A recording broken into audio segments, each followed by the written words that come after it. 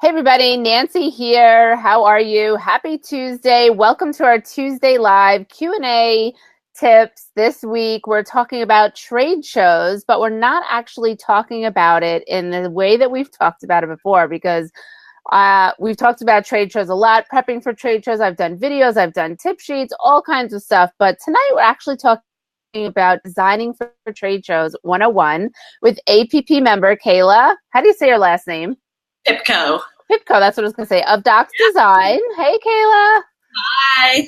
Thank you so much for being here and lending your expertise on design. I really appreciate it. I know you have a really cool aesthetic, and I see your logo in the background. Yep, there is. We call him our little yellow fella. Cool.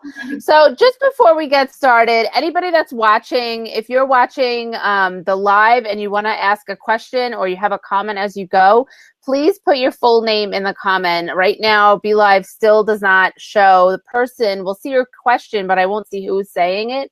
So it'll be really helpful if you're doing that before, during, or after the live stream here that we're doing. So also, if you're watching and you are watching the replay and you have a question after you watch the replay or during the replay, pop it in the comment section and Kayla and I will go in there and answer after the replay or after the broadcast. Yeah. Again, so we're talking about designing 101 for trade shows. I see we have a couple people in here. Hello, hello. And for anybody that's watching, again, please pop your name in for any questions. So Kayla, this is something that we didn't even discuss beforehand, but you might not know, but I actually worked for a trade show company for about a year that designed some of the most incredible booths for all kinds of industries across the country, like gorgeous, beautiful booths. Wow. And they're actually a couple of miles from where I live. I actually hated working for the company, but there were some incredible people there, and the designers and the construction people, the product that we put together was really quite amazing. My first introduction to doing a trade show, I had 90 booths that I was responsible for at the Jacob Javits Center. Goodness, I could not imagine that. Yeah, it was pretty crazy. But I just think it's funny. So because of that, I'm really excited that we're talking about this topic because this is a topic that a lot of pet professionals may have amazing products or amazing service, but they might not have that design aesthetic or the eye that you have. So I'm really excited we're talking about this because I used to work for a trade show and was always blown away by a product. So again, thank you so much for being here. Again, guys, if you have a question, somebody wrote hello, please put your name in the comment section too so we can see you. How are you? All right, so you have a few tips for us tonight, and I know you're going to share at some point. A file, which I'm trying to actually drop in the comments right now. Let's see if I can get it to work. If not, I can do it later. Yeah, if you can't, you can always put it in the file section of our Facebook group page. Okay, I'll probably end up doing that afterwards. I do have a walkthrough just to kind of recap the 3 points I want to touch on that have some visuals. I went ahead and I pulled some trade show booths that I thought was doing a really good job design-wise and kind of like some unique takes on it. So I'll make sure to share that afterwards. But so definitely pop it in the file section because then people can go in there and grab it and look at it and download it and all that good stuff. So why don't we start with step 1, using white space. What do you mean by that? Thanks. So white space is a design industry term that's pretty much the empty or blank space that you see on a piece of paper. So I think the biggest thing with trade show design, as I know it's really hard and you want to say all the things about your company, I feel when I'm designing for myself, I'm that way. I'm like, but I have so much I want to say. But I think the biggest thing that you need to realize is that like your trade show booth isn't the paper brochure. You have a chance to dive into more details when you get someone in your booth. But if you think about it, when you're walking down and there's all these trade show booths, like you said, you did 90 at one time, it's a little overwhelming visually. There's a lot of colors and a lot going on. And I think if you have a trade show booth that has banners that just have a ton of text, it's not really a break for the trade show goer's eye. And I think it could be a missed opportunity to get someone into your booth. So the rule of thumb is about 40% white space or blank space. So I would try to maintain that. And instead of trying to say a bunch of text, maybe just stick with one impactful statement or one really impactful image that really encompasses your brand that will catch someone's eye. And then once they're in your booth, that's when you can actually dive into more detail. Instead of trying to put your entire brochure onto one banner, someone might be like, oh, that's too much to read. I'm just not going to mess with that at the moment. Yeah, and so just to recap, white space doesn't necessarily mean white. For those that are not in the design world, it could be a blank space, it could be color, it could be a patterned background, anything like that.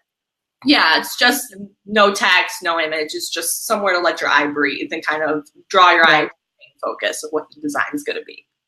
And so in some of this examples that you put like 3 pop-up vertical banners near each other. Yeah. So can you explain that a little bit?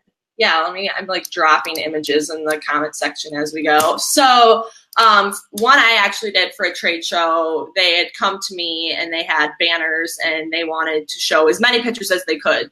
So on their banners, they had like a collage of images, and that really just loses the impact because instead of just seeing one beautiful image and getting the idea, it's like a bunch of these tiny collage things put together and you kind of don't really know what you're looking at. So another way to go around that is to maybe spend a little bit extra money instead of just having the one banner. Maybe you get 3, you pick your 3 favorite images that you think tell the story nicely, and then you're able to put those side by side, and it's one big piece of art instead of having everything crammed onto one little banner. Right. And so what would you say to somebody that has a smaller space or is at a pet consumer? You know, the pet consumer shows are tough because you get a 10 by 10 pipe and drape, you're kind of crammed in there, and sometimes booth neighbors on either side cram their stuff, even they have all kinds of busy stuff. So what would you say to that? I think the most important thing, which kind of leads into point number 2, is to really think about the one thing that you want someone to leave your trade show thinking about you, or the one thing that you want to get across, and have that be the main graphic. Like whether it's your tagline or the one point you want to get across, like have that be the one big graphic. Then all the other things you want to say after, you could have in a leave behind, or you could have some kind of handout you give out. Maybe you have smaller graphics on the table on either side. But I think the large graphic that's meant to catch your eye, you should try to keep that as uncluttered as possible. Right. Yeah, I think that's great advice. Do you think having it up higher behind you is a good tactic, or in front of the booth? Where do you think is the best spot? The setup you have. I think, like, I know there's some where you're like under the tent like that, and then I've seen people put their banner in the back and it visually tends to recede, and I think that you kind of lose that. So if you have like a encasing like that, I would put it up front. But if you don't have anything above you and you're just kind of in a blank background, I think it could also be nice to have something behind you that just people attention and brings them in. So with my banner, I do have basically in the background, I always put it behind me because, you know, I used to have in the front, nobody would see it. Well, most of the shows that I've done, I've done a lot of shows, but most of them were pet consumer shows, like expos and stuff like that. Yeah. And if I had it on the front, like I know people invest a lot of money in those beautiful tablecloths, but then when people are in the front, it's hard to see. Talking there. Yeah. I guess it all depends. I've seen it before where you're like under a tent and you have something like that. I wouldn't block it that way, but if you have nothing behind you, yes, definitely put it up high where people can see it, but don't hide it. Right. And so with mine, I do have words on it, but it's a quick, easy, simple mission statement of it's not one word. There's no way I could explain what I do with like, I need like 10 banners. So, I mean, I could do like visuals with pictures, but still if you have somebody say, what is that? I don't understand, even if you explain it in the slowest terms. So I have it behind me in a thing, and people always come up to my booth and I see them read and they go, oh, that's what you do? Yeah. And so it's a little bit easier. So I think some of that also depends on what your product or service is. Exactly. And I mean, how you're saying it, messaging, that's a whole nother ballpark, and how you're saying it. Like, that's definitely important too. But I think it's just really important to don't lose sight. Don't try to get all the customers, and just like think about the one thing that you want to say and just say that. Instead of trying to put everything on there and treating the banner like it's a brochure. No, I agree. And I've made that mistake in the past. So I really agree with that. What do you think about like visuals? Like, what do you think? What have you seen at pet shows or any other shows that have really been like, wow, that's an amazing visual that you've like walked by and it grabbed your attention? Yeah, well, I think the main thing is that quality is key. So if you don't have quality images and you're putting an iPhone shot on your banner, I want it. I would just stick with maybe like a solid color with the impact, Right. which I actually have an example in this PowerPoint that I'll share later. It's just like a really nice red and white banner, and then it has their tagline on one really big, and then it has what they do really big and nice type on the other with their logo. Very simple, very impactful. But if you have really nice imagery to support your brand, I think that obviously an image will always catch someone's attention. So I would use an image, but just make sure it's quality, especially when they're blown up huge like that. You can really tell like if it's pixelated or if it's not like professional photography. I mean, even if you could just go on iStock or something like that and buy one of those high resolution images, if you're going to take the time for anything, I would do that over using an iPhone shot. I agree 100%. And I would say with some of those stock photos, go to like the third and fourth page, because you might see something on the first page that you're like, wow, that's amazing. But I've been at Global and Super Zoom and like, oh, same photo, same photo, same photo, same photo. The Jack Russell Terrier that's like this with like the all white. Or the person on the beach with their dog. Like that's exactly. You know, and these people are using it for like major branding. And I'm like, no, you can't, you know, so. Which is a whole other point. You should invest in professional photography for your brand when you can. I agree. Yep. But yeah, I'm a big advocate of that. You understand budget constraints. But yeah, iStock Photo is a relatively cheap site. Like you said, though, they can be overused. So another really good one is Stocksy. It's STOCKSY.com. And they have just a bunch of local photographers that put their photography on there, and it's really authentic, and I think they do a good job too as well. What is it again? Stock? So STOCKSY.com. Put it in the comments for you guys. All right, very cool. Yeah, there's definitely a few. I use Deposit Photos. There's a few of them, but I always say like try to go in a little deeper into the pages, because you'll find other images as well. Yeah. But I agree. If you don't have the budget, there's a lot of great stocks. But okay, so we talked about the white space, which is so important. What is step 2? So kind of touched on this a little bit. It's kind of a little bit of your messaging, but I think one of the biggest things with having a trade show is making sure that you have a story or a flow throughout your booth. Especially if you have a bigger booth. I've seen it before where people have multiple panels and they treat each panel as its own thing. I think that people should look at it as more as one big piece of art and kind of, you know, using colors and typography and essentially your brand to bring it all together. And even your takeaway piece that you give away should all look like it's coming from the same place. And I don't mean to like get cheesy with it, because I've seen trade shows before where I actually had one client and their whole theme was they wanted like to iron it out, and they just went like way over the top of it. It was like irons everywhere. They gave away like little mini irons, and it's like, don't be cheesy with it, but like, you know, really get down to like what your brand is and have your trade show reflect that. I have an example to share. I think this one trade show is doing a really good job. So say if your brand's a natural brand, like think about the type of materials you're using. This brand, they ended up like taking some wood and like kind of wrapping it around their booth. And like if you were walking down and you saw like all the plastic banners and stuff like that would really catch someone's eye, and you're already kind of giving the feeling that we're a natural brand, like we're authentic, look at us. So if that's the type of story you want to tell, like maybe think outside the box a little bit like that. Like what kind of materials are you using and what imagery are you using that kind of is telling that story of who you are. Yeah, you know, there's, as you're saying that, it's reminding me of a booth that was at Super Zoo last year. A lady she did like treats, baked like boutique-y treats. Okay. And her main goal was that she wanted to get into more boutiques. So she did her booth like a actual pet boutique. Oh, that's cute. And it was really bright, like yellow, like yours in the background. And it was totally in theme with her packaging, all her cards, her everything. And it kind of stopped me in my tracks because it was different than everything else that you were seeing. So I agree. Think outside the box. You don't have to use banners. Like there's a ton of resources out there. So, you know, something as simple as like taking some wood crates and like making some sort of like front thing, like that could really make an impact.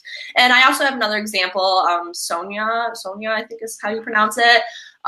They do raw dog food, and they used a very limited color palette. They had like 2 lines of copy that they used, and they used repetition throughout. And then they had like really nice images of their product. And Yeah. it's like a bigger booth, but they were able to tie it all together. And like you can take one look at that booth, and you're like, oh, dog food, natural, fun, got it. Like, Yeah. you want to be able to have a fast reaction from people. So I think like a good starting place would be to kind of sit down and just like choose that one word or like the one phrase that you want people to get from your booth, and like what's the one thing you want them to walk away with, and then really try to hit them over the head with it, but not in a cheesy way. Right. I'm with you. I don't like the cheesy factor. It's very easy because if it's the first thing that comes to your mind, you probably shouldn't do it. Like think a little bit. Yeah, and I think that if you're doing something and everything should relate back to your brand. I think it should all have a purpose back to your brand, because otherwise, what are you promoting, right? Yeah. Somebody else's trinket, or people are confused by what you sell. I think that if you have multiple products, it's one thing to have all those products in there. But if you're really trying to push 1 or 2 new products that you have, like really push that, because most of the people going to trade shows, business trade shows, already know your products, right? They're coming to your booth to see what's new. So really tie everything into that new product. I think that's really important. But so give me some examples of what you think is cheesy. I could go on. Well, like I said, like the sparking innovation. I've seen that one before too, and it's like fireworks, and we're gonna hand out sparklers, and it's like if you're gonna go that route with it, and I think where it starts to get cheesy is if it doesn't relate back to your brand. So for example, that ironing one I gave, they were an insurance company. Didn't really make sense. Like say if they were like a laundry mat or something like that, like then okay, I think they would get away with it, but or the whole, I've seen the Vegas theme done before 1,000 times when the trade show's in Vegas. People are like, oh, we're going to do, don't gamble with your yada yada, and we're going to do cards. If that doesn't make sense for your brand, I wouldn't do it. And I think that's where it starts to get cheesy, is because it's not your brand. It doesn't feel authentic to people who are there, and it feels like a gimmick almost. You know, I have to say, somebody posted on Facebook not too long ago, what was the best giveaway that you've ever gotten at a trade show? And so I thought, okay, I get a lot of pet swag, but the best giveaway I've ever gotten was a phone charger. It was a little skinny phone charger, right? Which is really great. You can use that while you're at the trade show if your phone dies. Right. And I was like, what? You're giving away? And it wasn't like, it was for any phone, because it has a USB thing plug in. And so I was like, yeah, I'll take one of those. I've had it for like 4 or 5 years, I think now. It was at Global I got it. And it gives you one charge. So if your other charger doesn't work, or if you happen to be on a train and you can't get next to the plug, whatever, it works perfectly, right? Yeah. I have no clue who the company was that gave it to me. They didn't brand it? They didn't brand it, right? You should brand it if you have the giveaway. Right. But another example of that is recently at New York Vet Trade Show last year, there was a company there giving away all kinds of crap at their booth, right? All kinds of trinkets. Would you like one of these? Would you like one of these? And I was like, sure. I didn't even know what they were giving me. They did brand it. And there's one thing that they gave me was like an eyeglass cleaner. And it's the best eyeglass cleaner I've ever got. It looks like little mini tongs. And could I tell you right now, their URL is on it. Could I tell you right now who it was? Nope. No. It had nothing to do with anything that they were doing. It's not pet related. It was a great giveaway. But I answered the question, whoever posted that, I said the phone charger by far, but I don't know who gave it to me. It was in it looked like a Mac box, a white box. It wasn't a Mac. And it was just like a little thing. And I'm like, okay, thanks. Great. But you definitely want a call to action on those. Yeah, you want something, make it fun. So this has nothing to do with the actual design, but it just in that same thought process. When we were at Global, this past Global, in the press room, one of the booths had keys hanging from come to this booth. And on the key, it was like a key tree and had all these keys hanging, and you'll get to win a prize. So I was like, that is genius, because now I want to go to the booth and find out what the hell this key is for, right? And so in that, I went there, and it was for headphones. I'm like, oh, I wouldn't even have been excited about the headphones. Like these expensive, I'm like, they would just give me a headache. But I'm like, that was genius marketing, in my opinion. It brought you over. It didn't really tie in with their brand. Again, I don't really. But you're outside the box. but you're thinking outside the box. So if you're doing giveaways, make it creative. Or if you're giving something away, even if you brand it, maybe make it fun, right? Or put something in there that's going to say, now that you got this, come back to our website and find out blah, blah, blah. Like Yeah. it's a follow through, because otherwise you're spending all this money on branding stuff and having a cool tie into your booth, but then there's no actual repercussion of that. Yeah, which, well, that kind of brings us into our third point, was going to be to have a strong takeaway. I think the follow-up is really important for a trade show. And like I said, you don't want to be generic with it. I mean, it's easy to get a stress ball or chapstick or something like that because it's cheap and easy. But if it's too generic, it's just going to end up in a forgettable pile with all the other stuff they grabbed. And like you said, if you got that eyeglass cleaner, which that's great, but did it have anything to do with the brand? No. And so you don't remember who they were. Right. And so I think, again, that goes to like, what's your brand, and going back to that one word and playing off the natural thing again. Like maybe it's a packet of seeds you give away to them that's branded, and they can plant the seeds and it grows healthy food for their dog and you. And like that's useful. Like it ties back into what your whole brand's about, and it's unique. People will remember you by it. And I think there's a lot out there, but you just have to try to find the quality things. Yeah, I think it's interesting. I have to say that I had gotten chapsticks, what I thought were chapsticks, from Nose Butter for the dogs. Okay. They were in little chapstick, like they always have a big bowl, and I was like, oh, chapstick, and I took one or two, threw it in my bag, and then when I got home, I was looking, I'm like, oh, this is actual nose butter for the dog. Oh, that's cool. But it relates back to... It does relate back, but I thought it was chapstick. I'm like, I'm glad I actually read it. I mean, I'm sure it wouldn't have done anything bad, but it was kind of funny. I was like, oh, they should have done it in a different tube is what I was thinking, a bigger, wider tube, but then they're giving away too much product. I don't know. I just thought that was kind of funny because I was like, I thought this was chapstick. I'm sure people were sitting there on the plane putting nose butter for their bulldog on their lips. So yeah, I mean, there's a lot of, I think one of the better websites, it's called 4imprint. I'm not sure if you've used it before. There's a lot out there, but I think they have a wide selection of stuff, and they do a good job of having a variety. So they're relatively cheap. Go in there, don't get distracted by like the kooky pens and the chapstick, and you know, kind of keep remembering playing what your brand is in the back of your head and thinking like, does this make sense for me? And I mean, a pen is practical. If you're going to do something like that, at least make sure it's like your brand's colors and that you have your logo on it, or you have some sort of call back your URL or something like that. Yeah. So let me ask you this. If you had a client coming to you and saying, I have a brand new product, no matter what it is, and I'm doing a trade show, how would you coach them into, give a couple of points besides the white space and all of that, what we talked about, but how would you say to them, like, how would you develop a process of going into and helping them? If they had a new product?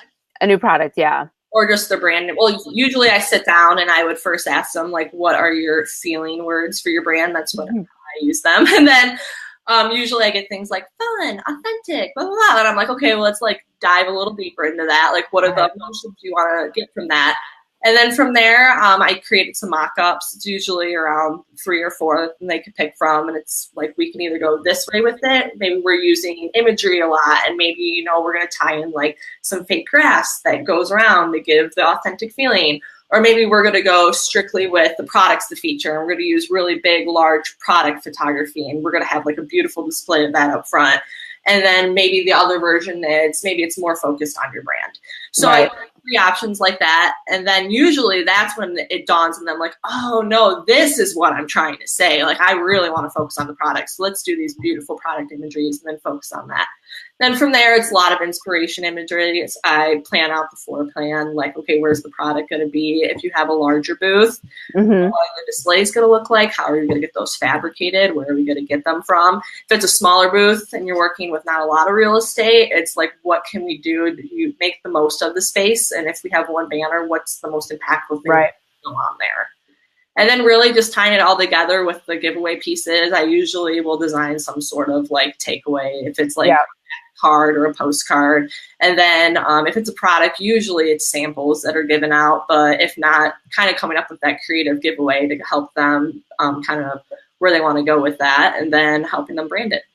That's so cool that you do all that. I love that because a lot of people they don't really put that much thought into it, or they just don't have the time, and trade shows creep up on you really quick. You think you have 6 months, and before you know it, you're like on the plane Yeah. going there, hoping you have It can be everything. overwhelming. I'm telling you, the devil is in the details. So if you're overwhelmed with just trying to get little things done, I really think it's worth reaching out to a professional for some help. I mean, even if it's a trade show company like you said you worked with, Yeah. they have some relatively cheap options that they could help you out with, and they've done it 1,000 times. So, but if you Yeah. want something that's a little more thoughtful and that is more like a brand problem, I think design is a good option. Yeah, I think it's great. And I think that looking to what you do as a whole, being that you created your whole company around your pets and your love of graphic design, and that's what you do professionally, is very cool because you have a different way of looking at things and a different eye for things. So you might say, like I know you do some logo rebranding and stuff like that. You might say, well, this is great, but here's something that I can do for you. Or why don't you think about this? Or that looks too much like that. Because I see that a lot in the pet industry. I get business cards with people that have logos that they had designed, and it's literally a logo from somebody else that I know. And Yeah, I'll don't say, need logos, please. That's like my biggest preach. I'm don't like, what? that. What did you say? I said, don't do the pre-made logos, please. I know No. it's so easy to buy one off Creative Market for like $10, but the chances are there's probably like 30 other veterinarian offices that have that same logo. Or the one with the leash and the tail can be Yeah, the dog. I've seen that probably like 10 or 15, and it confuses me because I'll go, oh, I think we've met before. I have your card, and they're like, no, this is my first show. I've only been in business for 2 months. And I'm like, oh, okay. So yeah, I think it's really important to, like, I had my logo in my brain when I was doing it. When I first started out, it was a picture of my dog on the beach. Like, I did not start out with like a business. It was just yeah. like I put that on there, kind of represented Long Island when I first had the name of the business.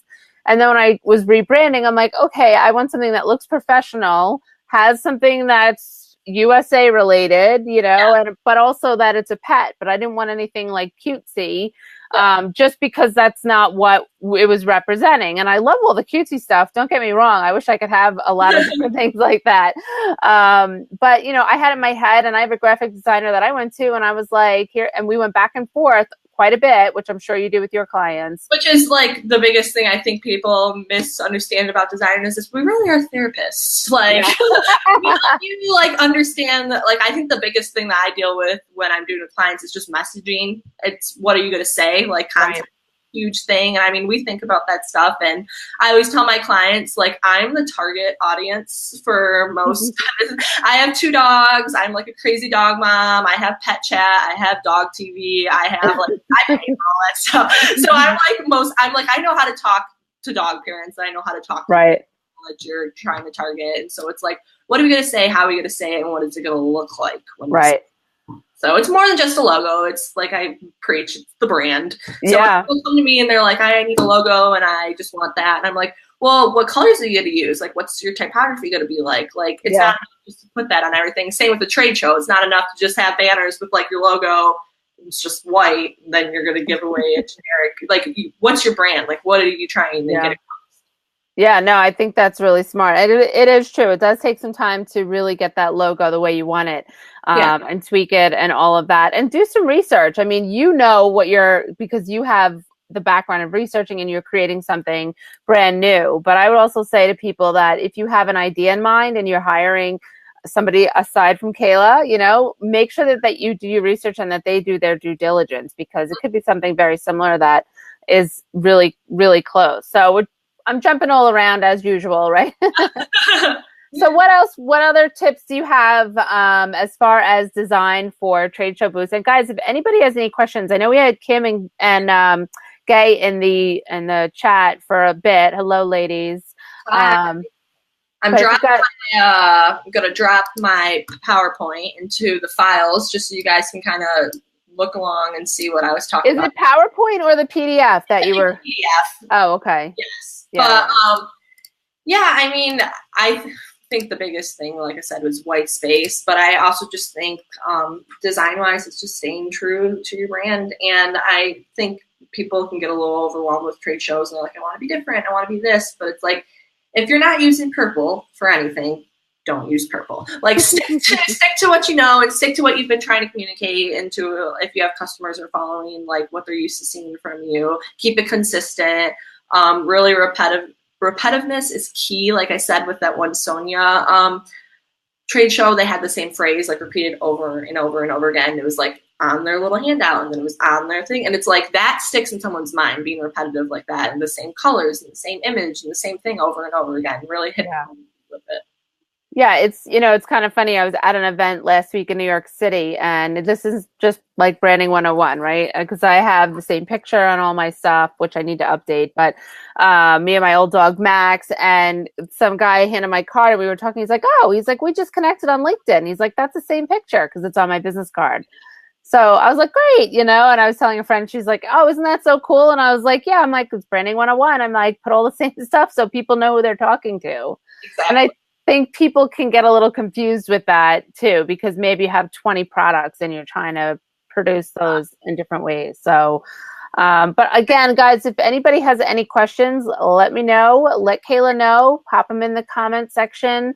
And Kayla, you're going to put a PDF in. And if you guys have any, questions for Kayla afterwards, how can people find you? I know how we can find you right here in this group. But if somebody wanted to send you an email or something, how do they contact you? I will put my email in the comments. It's just Kayla at docs.design. Okay. Shoot me, that's my personal email. Just shoot me a message. You can also go to my website. It's docs.design, not .com, .design. It's one of those new fancy URLs. And I have all my work up there. And I actually have a lot of what we just talked about in a lot of my blog posts, and a lot of just about branding 101, photography 101, social media graphics 101. So just there's a lot of stuff on there as a starting place. If you feel overwhelmed, I know a lot of businesses sometimes aren't in the marketing budget to hire a designer. I think that there's some great tools out there that can help you be successful in designing your own brand. Yeah, and I know you've helped out a couple of our members already with their website and with their packaging and their labeling. It's all really pretty and it looks great. And you've done a great job. So, hey, if you're out there, love that. Everyone from New York, I keep getting all you East Siders. I'm a Midwesterner. So you're a Midwesterner. Where are you from originally? I'm from Michigan, so I say "ope" a lot. I go "ope." Sorry. But if you're technically on the East, you're not on the coast. You're just, I don't know what you're a Midwesterner. What did you say? You say a lot. I say "ope" a lot. You know how the whole "ope" thing, like we bump into people a lot. We go "ope," I'm sorry. I do that a lot. Typical Midwesterner. You guys don't curse as much as we do on the East Coast. We say a lot. No, there's people from all over the country in the group. It's just I love that part about it. We just we are a little bit. Oh, Michelle says hello. Thanks for watching, Michelle. Michelle's an East Coaster too. Hi. We have people that chime in, but yeah, we are East Coast heavy, but we do have a lot of people across the country. Some more Texans coming in, and a lot of people in the last few weeks have joined. And they're not even in the Facebook group yet. Like a lot of them, I'm like, request to join, because that's not everything that we're about. We do a lot of other things. So, but yeah, so it's pretty fun. I really appreciate.